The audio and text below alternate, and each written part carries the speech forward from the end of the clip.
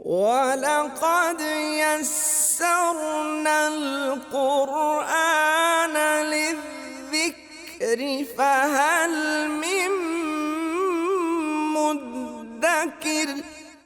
السلام علیکم ورحمۃ اللہ وبرکاتہ۔ الحمد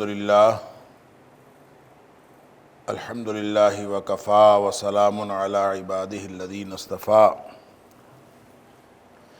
اشہد ان لا الہ الا اللہ وحدہ لا شریک لہ واشہد ان محمدا عبدہ ورسولہ صلی اللہ علیہ وآلہ وسلم۔ اللہم صلی علی محمد وعلی آل محمد کما صلیت علی ابراہیم وعلی آل ابراہیم انک حمید مجید۔ اللہم بارک علی محمد وعلی آل محمد کما بارکت علی ابراہیم وعلی آل ابراہیم انک حمید مجید۔ اما بعد فاعوذ باللہ السمیع العلیم من الشیطان الرجیم من ہمزہ ونفخہ ونفثہ۔ بسم اللہ الرحمن الرحیم۔ فراغ الی آلہتہم فقال الا تأکلون۔ پس وہ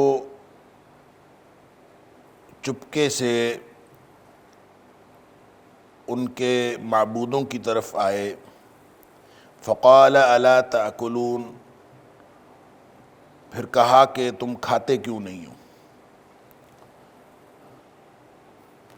آیت نمبر 91 سورہ صافات۔ یہاں سے آج کے سبق کا آغاز اللہ کی توفیق سے ہو رہا ہے۔ سورہ الصافات میں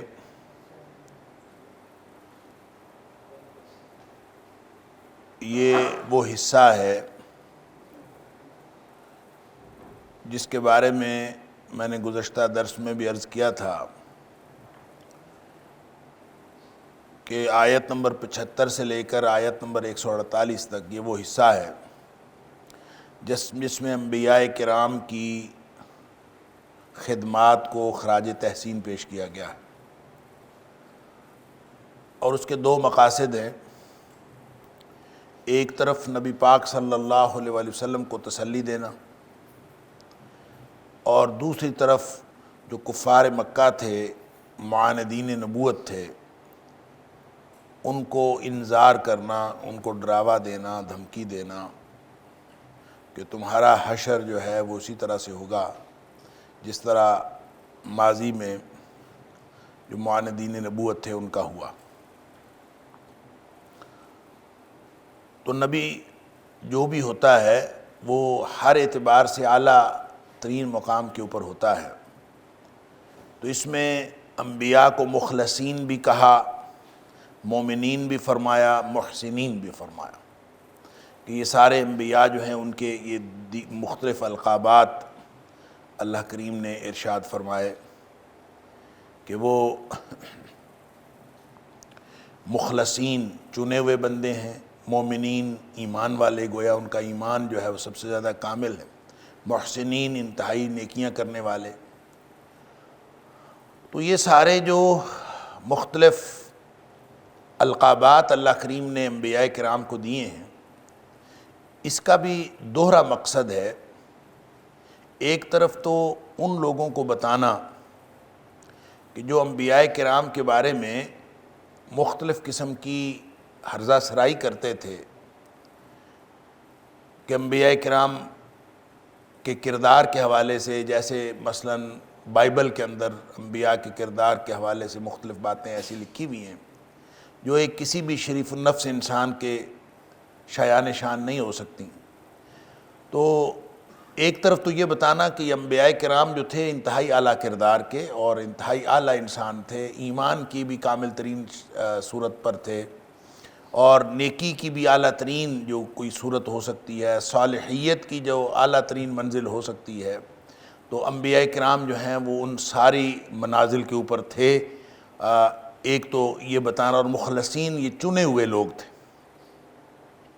برگزیدہ لوگ تھے، تو ایک طرف یہ ان لوگوں کو بتانا جو ہرزہ سرائی کرتے تھے، اور دوسری طرف ان لوگوں کو بھی یہ بات باور کرانا کہ جو انبیاء کو الوہیت تک پہنچا دیتے تھے، ان کو یہ بتانا کہ انبیاء جو ہیں وہ اپنی ساری صالحیت اور اپنی جو محسن ہونے کی کیفیت اور اپنے ایمان اور اپنی ساری جتنی بھی ان کی خصوصیات ہیں، ان سب کے باوجود وہ اللہ کے بندے ہیں، اللہ کے سامنے جھکنے والے ہیں، اللہ کے چنے ہوئے ہیں، اللہ کے برگزیدہ ہیں۔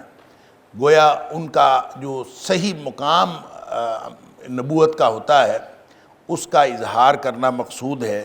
تو اس اعتبار سے یہ جو القابات اللہ کریم نے انبیاء کرام کے حوالے سے ارشاد فرمائے ہیں، ان کے دوہرے مقاصد کما حقہ پورے ہو رہے ہیں۔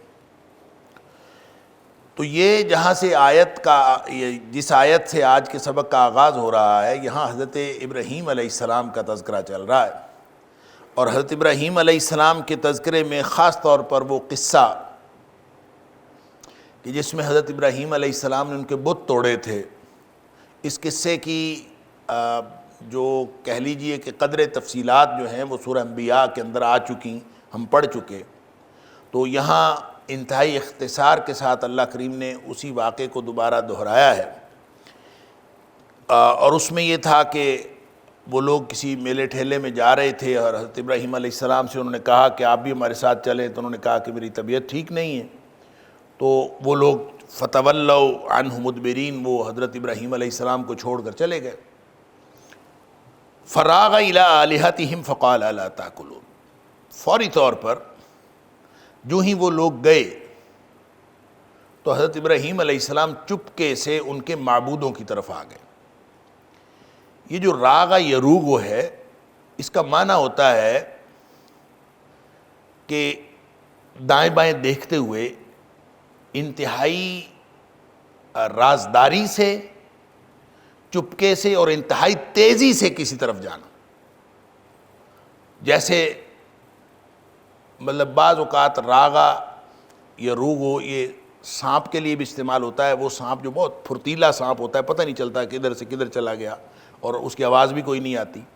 تو اصل میں راغا کا مطلب یہ ہوتا ہے کہ ایک تو تیزی سے جانا اور ایک چپکے سے جانا، تیزی اور چپکا، یعنی یہ دو باتیں اس کے اندر شامل، خفیہ طریقے سے اور تیزی سے۔ فراغ الی آلہتہم، تو اس میں پھر تھوڑا سا مفہوم اور بھی مختلف ہو جاتا ہے جب اس کے ساتھ الا یا علا ان دونوں میں سے کوئی ایک سابقہ آتا ہے، تو لاحقہ آتا ہے، تو اس کے ساتھ فراغ الا کے ساتھ اس کا معنی اور ہو جاتا ہے، اور فراغ علا کے ساتھ اس کا معنی اور ہو جاتا ہے۔ تو آگے اگلی آیت میں، آیت نمبر 93 میں فراغ علا استعمال ہوا ہے اور یہاں فراغ الا استعمال ہوا ہے۔ اب ظاہر ہے کہ اس کے اندر تیزی کے ساتھ جانا وہ بھی شامل ہے اور چپکے سے جانا وہ بھی شامل ہے۔ تو جب فراغ الا ہے تو اس کا مطلب ہے آپ چپکے سے وہاں پہ پہنچ گئے، اور ادھر ادھر دیکھتے ہوئے کہ کسی کو پتہ نہ چل جائے تو آپ ان کی طرف چلے گئے۔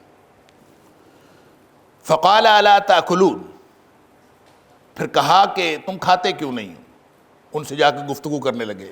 بت پڑے ہوئے تھے اور ان کے سامنے لگتا ہے کہ ظاہر ہے جب حضرت ابراہیم علیہ السلام نے ان سے یہ سوال کیا تو اس سوال سے یہ معلوم ہوتا ہے کہ وہاں پہ مٹھائیاں وغیرہ، پھل وغیرہ پڑے ہوں گے، کھانے چھانے جو لوگ بتوں کے آگے رکھتے ہیں تو وہ پڑے ہوئے ہوں گے۔ تو حضرت ابراہیم علیہ السلام نے سوال کیا کہ کھاتے کیوں نہیں ہو؟ تو وہ جن کو پوری طرح عین انسانی شکل میں بنایا گیا ہوتا ہے، اور جو مجسمے ہیں وہ بالکل بعض اوقات اتنی مہارت سے بنائے گئے ہوتے ہیں کہ لگتا ہے بالکل انسان ہے، لیکن وہ تو مجسمہ ہے، وہ کیسے بول لے؟ نہ وہ کھا تو وہ سکتا نہیں، بول بھی نہیں سکتا۔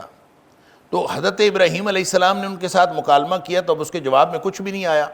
جب جواب کچھ نہیں آیا تو ما لکم لا تنطقون، تو حضرت ابراہیم علیہ السلام ان سے اگلا سوال کرتے ہیں تمہیں کیا ہے، بولتے کیوں نہیں ہو؟ گویا اس مکالمے کا معنی یہ تھا، ان کی تحقیر کرنا مقصود، کہ ان بتوں کے پاس نہ بولنے کی سکت نہ کھانا کھانے کی سکت، کچھ بھی نہیں۔ پھر یہ ساری یعنی ایک یہ مکالمہ کرنے کے بعد حضرت ابراہیم علیہ السلام نے فراغ علیہم ضربا بالیمین، پھر انتہائی تیزی کے ساتھ ٹوٹ پڑے، یعنی یوں کہہ لیجیے فراغ علیہ، ان کے اوپر ٹوٹ پڑے، ضربا بالیمین، دائیں ہاتھ سے ضرب لگاتے ہوئے۔ اب دائیں ہاتھ میں کلہاڑا پکڑا تھا یا جو بھی ہتھوڑا پکڑا تھا یا جو بھی چیز تھی، تو اس سے جو ہے وہ انہوں نے ان کے ٹکڑے ٹکڑے کرنے شروع کر دیے، دائیں ہاتھ سے ضرب لگاتے ہوئے ان کے اوپر ٹوٹ پڑے۔ فراغ علیہم، اب یہ فرق یہ ہو گیا، فراغ الا کا مطلب چپکے سے ان کی طرف گئے، اور فراغ علا انتہائی تیزی سے ان کے اوپر حملہ آور ہو گئے، ضربا بالیمین، دائیں ہاتھ سے ضرب لگاتے ہوئے۔ اب ظاہر ہے کہ اس سے کیا ہوا، وہ اس کی تفصیل سورہ انبیاء کے اندر ہے، فجعلہم جذاذا الا کبیرا لہم، سارے ٹکڑے ٹکڑے کر دیے سوائے ان میں سے ایک بڑا چھوڑ دیا۔ بڑے اور چھوٹے بتوں میں سے کوئی ایک بڑا چھوڑ دیا، باقی چھوٹے بڑے سارے توڑ دیے۔ اور ویسے جو ہے وہ بت تو بت ہوتا ہے، وہ اس کی بڑائی کیا ہوتی ہے، اس کو کبیرن کیسے کہا جا سکتا ہے، کبیرا لہم، ان میں سے بڑا، یعنی اس کی ادروائز اس کی کوئی بڑائی کوئی نہیں ہے۔ بڑائی اس اعتبار سے ہے کہ وہ بتوں میں سے جو بڑے تھے ان میں سے ایک جو ہے اس کو چھوڑ دیا، لعلہم الیہ یرجعون، یہ اس لیے چھوڑا کہ تاکہ لوگ جو ہیں وہ جب آئیں گے تو وہ اسی کی طرف رجوع کرے، وہ جو بڑا کھڑا ہوا ہے۔ یہاں قرآن اس کہانی کو مختصر کرتے ہوئے فرماتا ہے فَأَقْبَلُوا إِلَيْهِ يَزِفُّونَ، وہ دوڑتے ہوئے حضرت ابراہیم علیہ السلام کے پاس آئے، یعنی جو ہی آ کے انہوں نے دیکھا اپنے بتوں کا حال تو وہ دوڑتے ہوئے حضرت ابراہیم علیہ السلام کے پاس آ گئے۔ اب یہ یعنی ان کو معلوم تھا کہ ایک ہی شخص ہے جو اس بتوں کے ساتھ یہ حال کر سکتا ہے، اور وہ ابراہیم علیہ السلام تھے۔ اور سورہ انبیاء کے اندر تھوڑی سی اس کی تفصیل ہے کہ قالوا سمعنا فتن، ایک نوجوان کے بارے میں ہم نے سنا ہے، یذکرہم، جو ان کا تذکرہ کیا کرتا ہے، جو ان کے بارے میں باتیں کرتا ہے، یقال لہ ابراہیم، اس کا نام ہے ابراہیم۔ تو ابراہیم یہ آپس میں بات کرتے ہوئے ایک دوسرے کو بتایا کہ ایک لڑکا ہے، نوجوان ہے، اس کا نام ابراہیم ہے، وہ ان کے بارے میں اس طرح کی باتیں کرتا ہے، تو اس سے جا کے پتہ کرتے ہیں۔ یہاں اللہ کریم نے مختصر کرتے ہوئے فرمایا فَأَقْبَلُوا إِلَيْهِ يَزِفُّونَ، کہ وہ جو ہے دوڑتے ہوئے حضرت ابراہیم علیہ السلام کی طرف آئے۔ قَالَ أَتَعْبُدُونَ مَا تَنْحِتُونَ، اب یہاں پہ حضرت ابراہیم علیہ السلام کے ساتھ کیا مکالمہ ہوا۔ حضرت ابراہیم علیہ السلام نے وہ جو سورہ انبیاء کے اندر ہے کہ ابراہیم علیہ السلام سے پوچھا کیا آپ نے کیا ہے، اس کی تفصیل جو ہے گزشتہ درس میں بھی ہو چکی اور سورۃ الانبیاء کی تفسیر میں بھی ہو چکی۔ تو یہاں قرآن اس سارے قصے کو مختصر کر کے فرماتا ہے قال اتعبدون ما تنحتون۔ حضرت ابراہیم علیہ السلام نے جو مقصد کی بات تھی وہ بتا دی کہ دیکھو یہ ٹوٹے ہوئے بت، یہ بتا رہے ہیں کہ تم نے ان کو خود اپنے ہاتھوں سے تراشا ہے، ان کی کوئی حیثیت نہیں ہے، تو جن کو تم اپنے ہاتھوں سے تراشتے ہو ان کی بندگی کرتے ہو۔ اتعبدون، کیا تم بندگی کرتے ہو، ما تنحتون، جس کو خود تراشتے ہو ان کی بندگی کرتے ہو۔ یعنی سوال کیا، اور سوالیہ انداز میں وہ ساری بات توحید کی کہہ دی جو حضرت ابراہیم علیہ السلام کا پورا پیغام تھا۔ ان بتوں کی جو مخالفت تھی، اس کی جو وجہ ہے، وہ ساری کی ساری انہوں نے بتا دی کہ تم اتعبدون، کیا تم بندگی کرتے ہو، ما تنحتون، جس کو خود ہاتھوں سے تراشتے ہو اس کی بندگی کرتے ہو، تمہیں سمجھ نہیں آتی، عقل کوئی نہیں ہے۔ اور ساتھ فرمایا واللہ خلقکم وما تعملون، اللہ تمہارا خالق ہے، وما تعملون، اور جو کچھ تم کرتے ہو اس کا بھی خالق اللہ ہے۔ یہ جو کچھ تم کرتے ہو اس کی دو تفسیریں ہیں، ایک تو یہ کہ جو کچھ تم یہ بناتے ہو، تنحتون پیچھے آیا نا، تنحتون کہ تم تراشتے ہو، گویا تمہارا بھی خالق اللہ ہے، اور یہ جو تم نے خود اپنے ہاتھوں سے گھڑے ہوئے بت ہیں ان کا بھی خالق اصل میں اللہ ہے۔ وَلَقَدْ يَسَّرْنَا الْقُرْآنَ لِلذِّكْرِ فَهَلْ مِن مدكر وَلَقَدْ يَسَّرْنَا الْقُرْآنَ لِلذِّكْرِ فَهَلْ مِن مُدَّكِرٍ۔ یعنی تمہارا اور تمہارے باطل معبودوں کا سب کا خالق اللہ۔ اس کا معنی ایک تو یہ ہے۔ دوسرا معنی یہ ہے کہ جو تم عمل کرتے ہو، جو بھی کوئی تم عمل کرتے ہو، اس کا خالق اللہ ہے۔ واللہ خلقکم وما تعملون، تمہارے وجود جو ہیں وہ بھی اللہ کی تخلیق ہیں، اور تمہارے اعمال جو ہیں وہ بھی اللہ کی تخلیق ہیں۔ بس فرق یہ ہے، ایک براہ راست تخلیق ہے اللہ کی، اور ایک بالواسطہ تخلیق ہے اللہ کی۔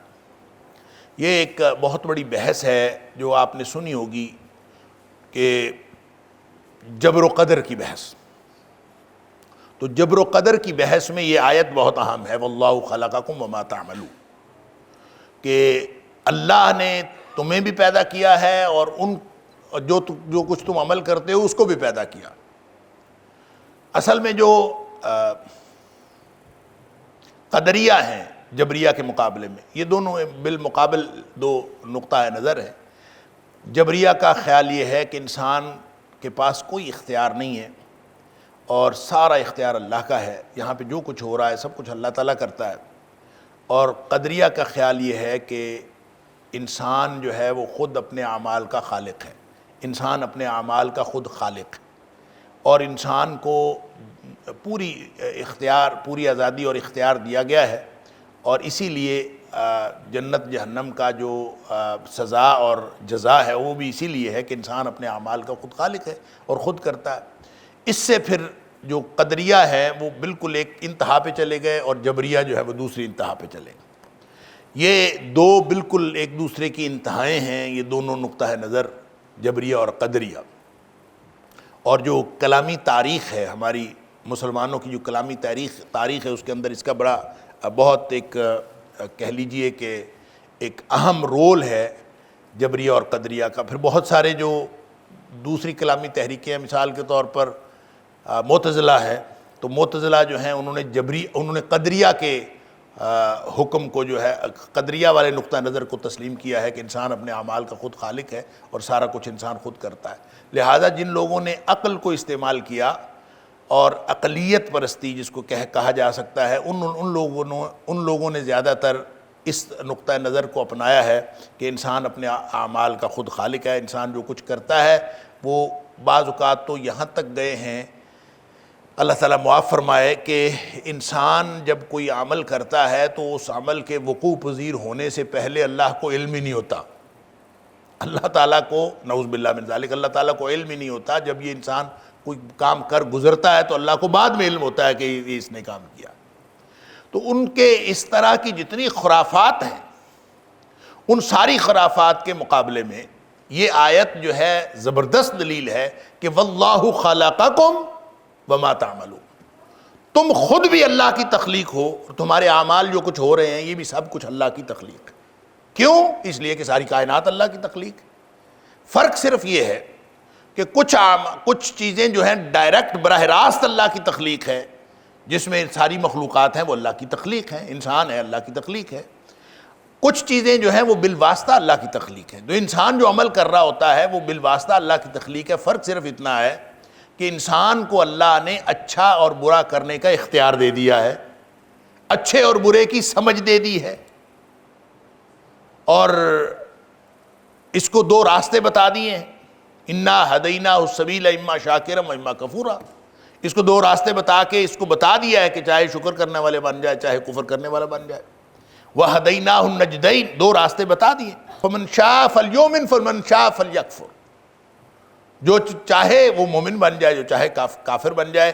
گویا اللہ نے اس کے مومن بننے کی صلاحیت کو بھی اللہ نے پیدا کیا ہے، اور اس کے کافر بننے کی صلاحیت کو بھی اللہ نے پیدا کیا۔ تو بالواسطہ طور پر اللہ نے براہ راست طور پر اللہ نے یہ دونوں صلاحیتیں تخلیق کر کے انسان کو دے دی ہیں۔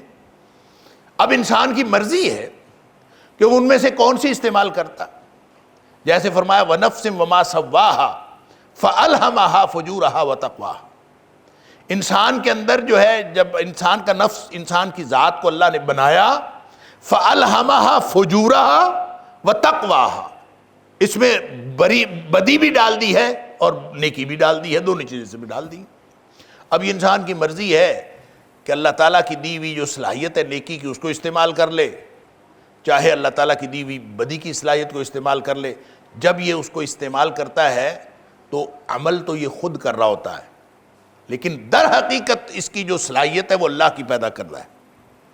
لہٰذا اعمال اللہ ہی کے پیدا کرتا ہے، بس فرق یہ ہے کہ انسان اس کو کسب کرتا ہے، خود کمائی کرتا ہے، اور انسان کے کسب کرنے کی وجہ سے، انسان کی اپنی کمائی کرنے کی وجہ سے، اپنے اس اختیار کو استعمال کرنے کی وجہ سے، تخلیق اللہ کی ہے، انسان صرف اپنا اختیار استعمال کرتا ہے، ادھر جانا ہے کہ ادھر جانا ہے، دونوں طرف جانے کی صلاحیت اللہ نے دی۔ یہ بات واضح طور پر اس آیت میں بتائی گئی ہے، واللہ خلقکم وما تعملون، تم بھی اللہ کی تخلیق ہو، وما تعملون، اور جو کچھ تم عمل کرتے ہو وہ بھی سب کچھ اللہ کی تخلیق ہے۔ اللہ اکبر۔ اور یہ حضرت ابراہیم علیہ السلام ان کو جواب دے رہے ہیں، قالوا ابنوا لہ بنیانا فالقوہ فی الجحیم۔ اب انہوں نے پروگرام یہ بنایا کہ ایک بلڈنگ بنائیں، ایک عمارت بنائیں، اور اس عمارت میں فالقوہ فی الجحیم، اس کو دہکتی ہوئی آگ میں ڈال دیں۔ اس سے لگتا یہ ہے کہ قالوا ابنوا لہ بنیانا کا معنی یہ ہے کہ انہوں نے کوئی چار دیواری بنائی ہوگی، کوئی بہت لمبا چوڑا ایک الاؤ آگ کا تیار کرنے کے لیے کوئی چار دیواری بنائی اور اس کے اندر آگ دہکائی، اور اس آگ کو دہکا کر پھر اس میں حضرت ابراہیم علیہ السلام کو ڈالا گیا۔ اس کی تفصیلات مختلف جگہوں پہ موجود ہیں، قرآن حکیم میں دیگر مقامات پر۔ فَأَرَادُوا بِهِ كَيْدًا، اللہ تعالیٰ فرماتا ہے فَأَرَادُوا بِهِ كَيْدًا، ایک انہوں نے خفیہ تدبیر کی، فَأَرَادُوا بِهِ كَيْدًا، انہوں نے حضرت ابراہیم علیہ السلام کے ساتھ ایک خفیہ چال چلنے کی کوشش کی۔ فَجَعَلْنَاهُمُ الْأَسْفَلِينَ، تو ہم نے ان کو، یعنی ہم نے ان کو انتہائی جو کم ترین لوگ ہیں ان میں سے بنا دیا۔ اسفلین، اسفل کا مطلب ہوتا ہے جو بہت زیادہ ذلیل اور رسوا ہو گیا ہو۔ تو فجعلناہم الاسفلین، ہم نے ان کو بدترین لوگوں میں یا کم ترین لوگوں میں بنا دیا۔ فارادوا بہ کیدن، اس سے یہ لگتا ہے کہ جو قرآن کے یہ الفاظ ہیں فارادوا بہ کیدن، کہ ہم نے اس کو انہوں نے ایک خفیہ تدبیر کی، تو اس کا مطلب یہ ہے کہ انہوں نے خفیہ رکھا اس کو۔ مفسرین نے یہاں سے ایک نقطہ نکالا ہے اور یہ بات سمجھ بھی آتی ہے کہ جب اللہ تعالیٰ اس کو قید فرماتا ہے، قید، قیدن، تو قیدن کا معنی ہوتا ہے خفیہ چال چلنا یا خفیہ تدبیر کرنا۔ تو اس کا مطلب انہوں نے بتایا نہیں تھا، کوئی علانیہ نہیں تھا کہ حضرت ابراہیم علیہ السلام کو آگ میں جلانا ہے، اس کے لیے کوئی اعلان نہیں کیا تھا، کوئی چیلنج نہیں کیا تھا، کوئی لوگوں کو پتہ نہیں تھا عام طور پر، اور بس چند لوگوں نے آپس میں خفیہ سازش کی کہ ہم ایسے کرتے ہیں کہ حضرت ابراہیم علیہ السلام کو ہم آگ میں جلا دیتے ہیں، اور اس کے لیے انہوں نے ایک عمارت بنا لی، عمارت کے اندر جو ہے انہوں نے آگ دہکا لی۔ اللہ اکبر۔ اور آگ دہکا کے پھر انہوں نے، یعنی اس لیے خفیہ رکھا غالباً، واللہ عالم، بعض مفسرین کا خیال یہ ہے کہ انہوں نے اس لیے خفیہ رکھا کہ ابراہیم علیہ السلام کو پتہ چل جائے تو یہ کہیں بھاگ نہ جائے، کہیں نکل نہ جائے، کہ اس کو پتہ چل جائے کہ انہوں نے یہ آگ دہکا رہے ہیں اور مجھے آگ میں پھینکیں گے تو یہاں سے بھاگ نہ جائے۔ تو بہرحال انہوں نے جس وجہ سے بھی خفیہ رکھا، قرآن کا یہ بیان کہ فَأَرَادُوا بِهِ كَيْدًا، کہ انہوں نے ایک خفیہ تدبیر کی، یہ یہی بتاتا ہے کہ وہ سارا منصوبہ ان کا خفیہ تھا، اور اللہ تعالیٰ نے پھر ان کی ہر چال ناکام بنا دی، اور یہ ناکام ہونے والے لوگوں میں سے بن گئے۔ اب یہ اسفل کیسے بنے؟ ایک تو یہ ہے نا کہ حضرت ابراہیم علیہ السلام بچ کے چلے گئے، اس پر بھی ان کو ندامت ہوئی، پریشانی ہوئی، پشیمانی ہوئی، اور وہ لوگ جو ہیں وہ اپنے آپ کو ان کی چال ناکام ہونے کی وجہ سے یہ اسفل بن گئے، ایک تو یہ ہے۔ دوسرا اس کا مطلب یہ بھی ہے کہ ان کے اوپر عذاب آیا، اور قوم ابراہیم کے اوپر عذاب آیا اس کا کوئی تذکرہ قرآن حکیم میں واضح طور پر نہیں ہے، جیسے باقی اقوام کا ذکر قرآن کرتا ہے تباہی اور بربادی کے حوالے سے، اس طرح سے قوم ابراہیم کی تباہی و بربادی کا اس طرح سے تذکرہ عام طور پر نہیں ملتا۔ البتہ سورۃ الحج کے اندر اللہ کریم نے جہاں مختلف اقوام کا ذکر کیا ہے اس میں قوم ابراہیم کا بھی ذکر کر کے پھر آگے یہ فرمایا ہے فَأَمْلَيْتُ لِلْكَافِرِينَ ثُمَّ أَخَذْتُهُمْ، پھر میں نے مہلت دی کافروں کو اور پھر ان کو پکڑ لیا، تو اس میں قوم ابراہیم بھی شامل ہے۔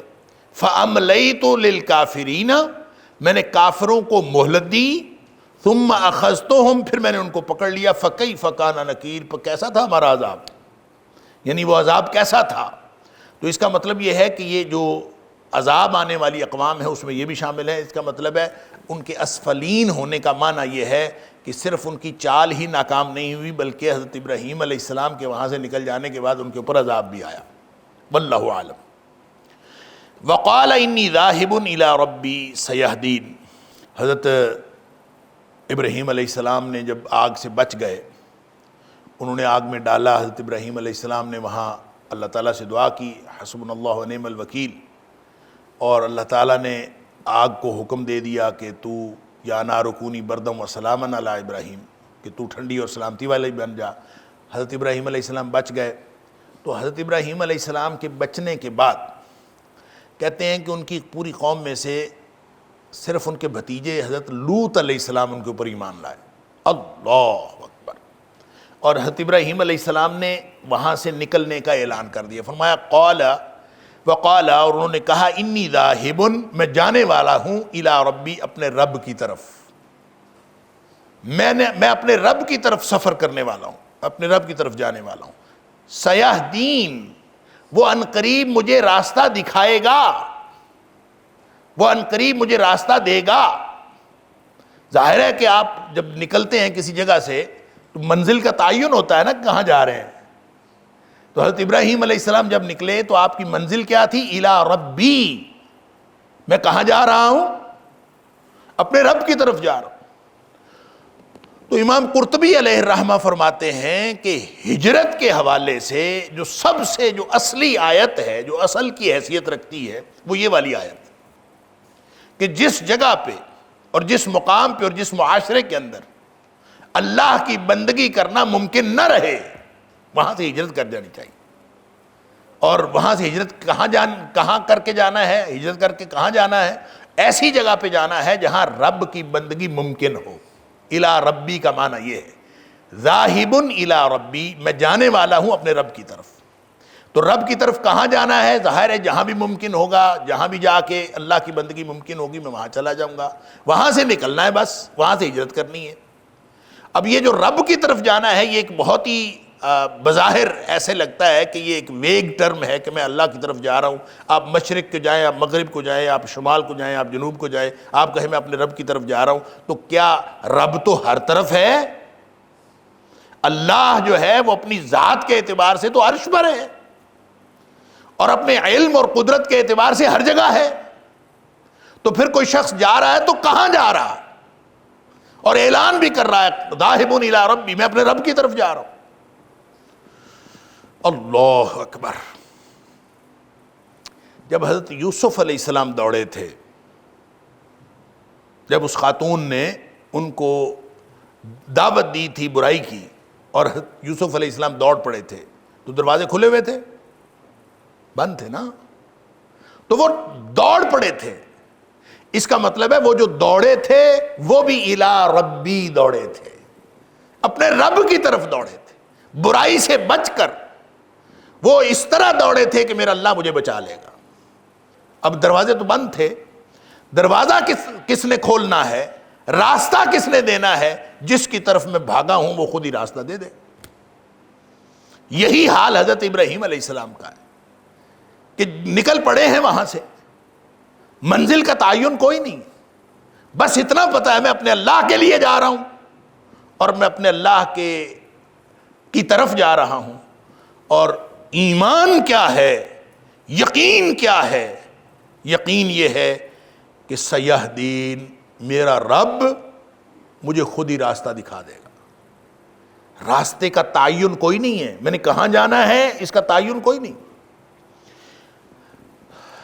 اس کا مطلب یہ ہوا کہ ہجرت کرتے ہوئے مقصد یہ رہنا چاہیے، مد نظر یہ رہنا چاہیے کہ میں نے یہاں سے نکلنا ہے تو میں نے اللہ کی بندگی کرنے والی جگہ پر، جہاں پہ اللہ کی بندگی ممکن ہو، میں نے ایسی جگہ پر جانا. وہ جگہ کون سی ہے اللہ تعالیٰ خود بتائے گا. اللہ اکبر. یہی وہ بات ہے جو نبی پاک صلی اللہ علیہ وسلم نے فرمائی، انما الاعمال بالنیات. جو اعمال کا دار و مدار ہے وہ نیتوں پر ہے.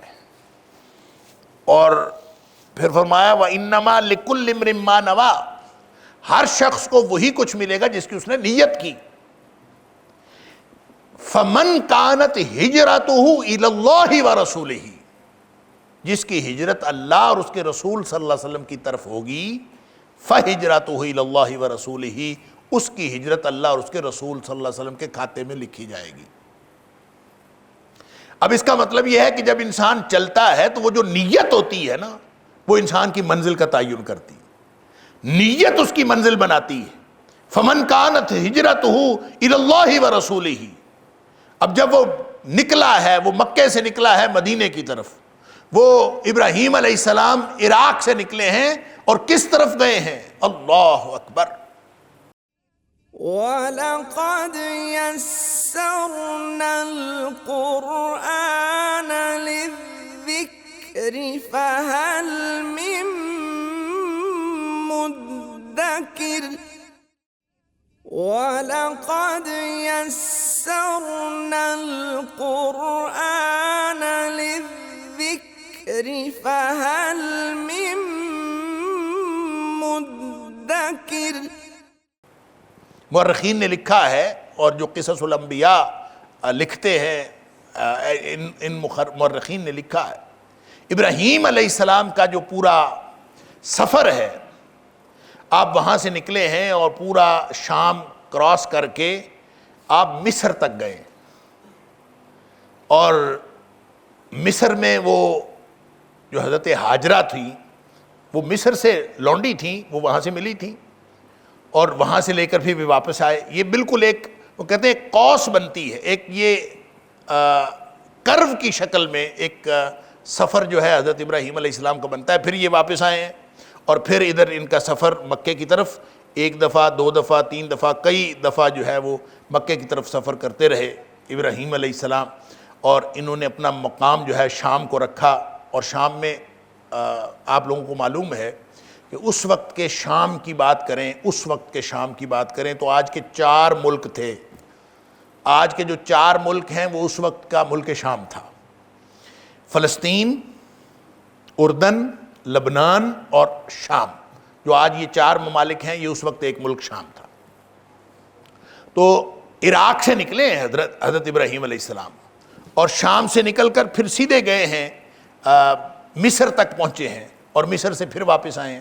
تو شام میں زیادہ قیام رہا اور آپ جو ہیں وہ مکہ جو ہے وہ چکر لگاتے رہے. یہ حضرت ابراہیم علیہ السلام کا جو سفر ہے وہ اس طرح کا تھا. لیکن کہاں جا رہے ہیں؟ الی ربی، میں اپنے رب کی طرف جا رہا ہوں. سیہدین، ایمان یہ ہے، اور ایمان کی انتہا ہے کہ سفر شروع ہو گیا ہے اور راستہ کون سا ہے، جانا کدھر ہے؟ سیہدین، میرا رب مجھے راستہ دے دے. اللہ اکبر.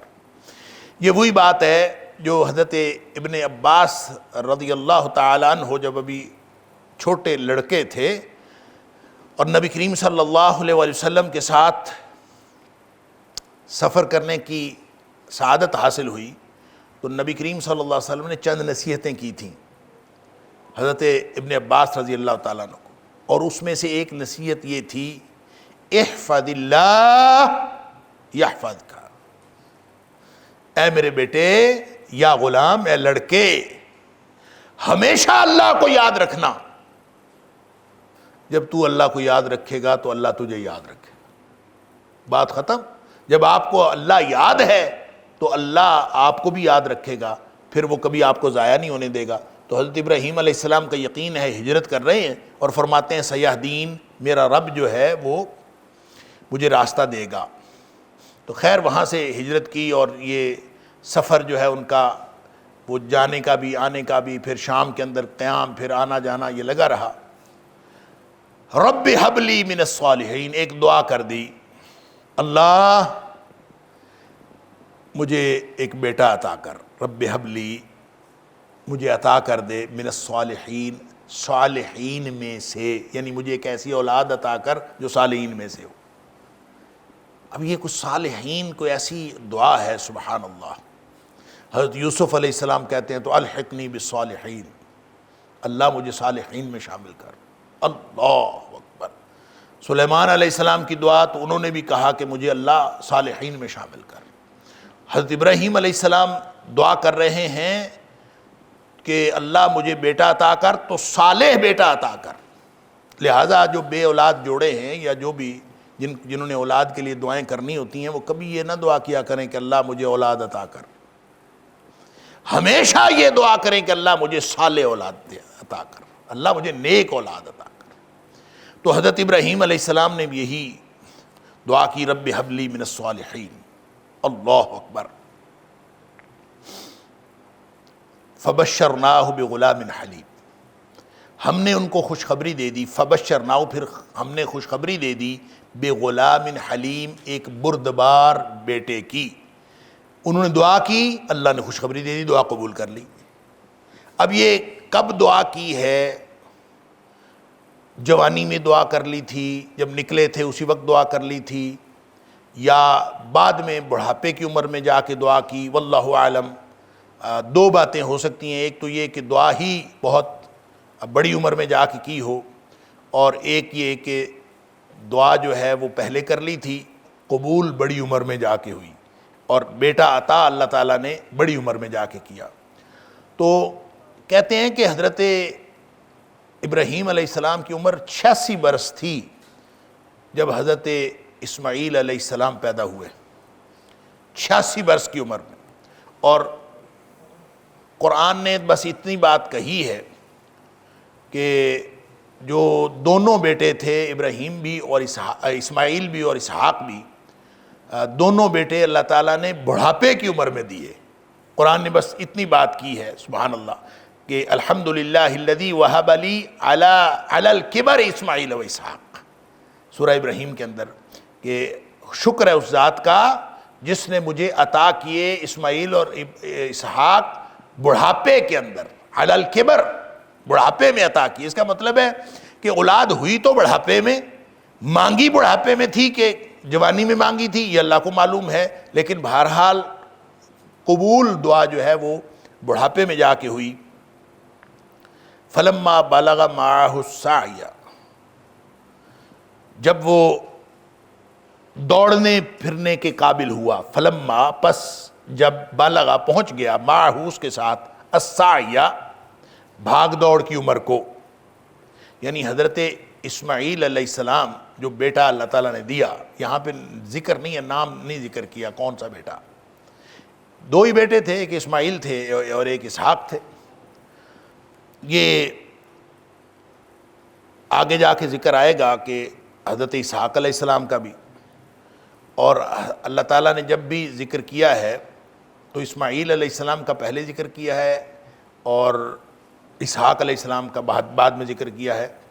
اور یہاں بھی ہم دیکھتے ہیں کہ پوری جو کہانی ہے حضرت اسماعیل علیہ السلام کو ذبح کرنے کی، وہ جب مکمل ہو جاتی ہے تو پھر جا کے آیت نمبر 113 کے اندر پھر جا کے حضرت اسحاق علیہ السلام کا ذکر آتا ہے۔